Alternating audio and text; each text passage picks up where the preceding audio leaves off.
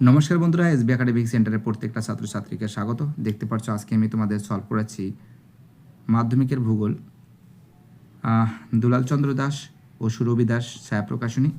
আজকে আমি চতুর্থ অধ্যায় সলভ করাচ্ছি বজ্র ব্যবস্থাপনা।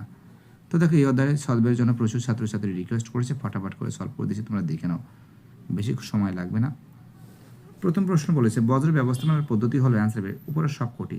দুই দাগের প্রশ্ন, নিম্নলিখিত বজ্র পদার্থটি জৈব অভঙ্গুর বজ্র, অ্যান্সার হবে সবকটি। তিন দাগের প্রশ্ন অ্যান্সার হবে স্ক্রাবার হবে, তোমরা জানো এটা যানবাহনের কার্বন করা নির্গত। চার দাগের প্রশ্ন হচ্ছে ভরাটকরণ। পরের প্রশ্ন পড়েছে শীততাপ নিয়ন্ত্রণ যন্ত্র, অ্যান্সার হবে সিএফসি গ্যাস নির্গত হয়। দুই দাগে যে সকল বজ্র বিয়োজিত হয়ে জল মাটি বেতারার সঙ্গে মিশে যায়, অ্যান্সার হবে জৈব ভঙ্গুর বজ্রে। বজ্র কাগজ একটি, অ্যান্সার হবে কঠিন ধরনের বজ্র। চার দাগের প্রশ্ন বৈদ্যুতিন বজ্রকে বলা হয় সংক্ষেপে ই বজ্র বলে, ইলেকট্রিক বজ্র বলে। প্রথমেটা সত্য, দ্বিতীয়টা সত্য।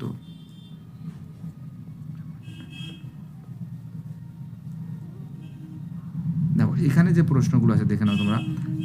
এবার এই প্রশ্ন, প্লাস্টিক কোন ধরনের বজ্র, অ্যান্সার হবে কৃত্রিম জৈব অবিশ্লেষ্য বজ্র। দুই দাগের প্রশ্ন, একটু তেজস্ক্রিয় বজ্রের নাম কি, অ্যান্সার হবে ইউরেনিয়াম সিজিয়াম। ঠিক আছে। গঙ্গা নদীর প্রবাহের কোন অংশে সর্বাধিক দূষণ ঘটে, অ্যান্সার হবে এটা গঙ্গার কানপুরের দিকে সব থেকে বেশি কিন্তু দূষণ ঘটায়। কোথায় দেখা যায়, কোন অংশে।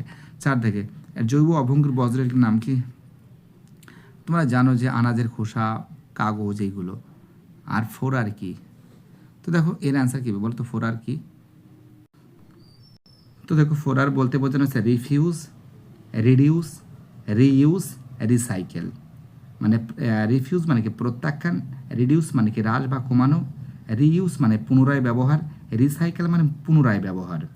ঠিক আছে, এটা পেজ নম্বর 64 নম্বর পেজে পেয়ে যাবে তোমরা।